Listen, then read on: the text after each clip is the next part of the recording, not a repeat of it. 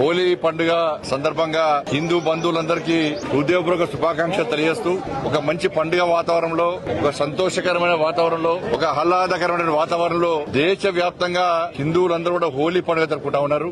రకరకాల రంగులను జరుపుకుంటాము.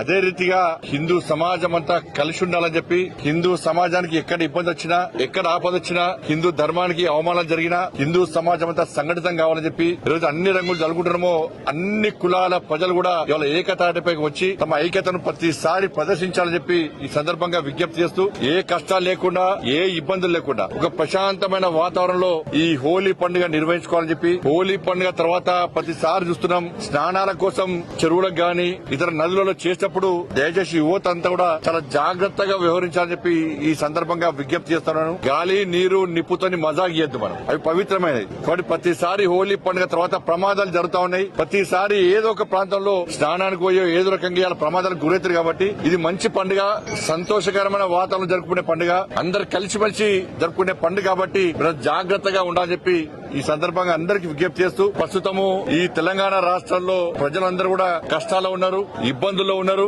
అనేక సమస్యలతోని తల్లడిల్లుతున్నారు. పాలకుల యొక్క నిర్లక్ష్య వైఖరి వల్ల, పాలకుల యొక్క అహంకార ధోరణి వల్ల, పాలకులు ఆడుతున్న అబద్దాల వల్ల ఇవాళ ప్రజలు ఇబ్బంది పడుతున్నారు. అందుకే మొన్న ఎమ్మెల్సీ ఎన్నికల్లో ప్రజలు అధికార పార్టీ గుణపాఠం చెప్పారు. ప్రధాన ప్రతిపక్షంగా భారతీయ జనతా పార్టీని ప్రజలు గుర్తించారు. కాబట్టి మొన్న ఎమ్మెల్సీ ఎన్నికల్లో భారతీయ జనతా పార్టీకి ప్రజలు విజయం చేకూర్చిపెట్టారు. మా కార్యకర్తలు కష్టపడి పనిచేశారు. మోడీ గారి ఒక చరిష్మా. కాబట్టి రాబోయే రోజుల్లో కూడా కార్యకర్తలందరూ కలిసిమెలిసి ఉండాలని చెప్పి, సమాజం అంతా కలిసిమెలిసి ఉండాలని చెప్పి ఈ సందర్భంగా అందరికి విజ్ఞప్తి చేస్తూ, తప్పకుండా ప్రజలందరి కష్టాలు తొలగిపోవాలని చెప్పి, అందరూ కూడా సుఖ సంతోషాలతో ఉండాలని చెప్పి, ఒక ప్రశాంతమైన వాతావరణంలో నిత్య జీవితం గడవాలని చెప్పి, అటువంటి శక్తిని, సామర్థ్యాన్ని ఆ తల్లి అమ్మవారు అందరికి కల్పించాలని చెప్పి ఆ తల్లిని వేడుకుంటూ హిందూ బంధువులందరూ కూడా హోలీ పండుగ సందర్భంగా హృదయపూర్వక శుభాకాంక్షలు.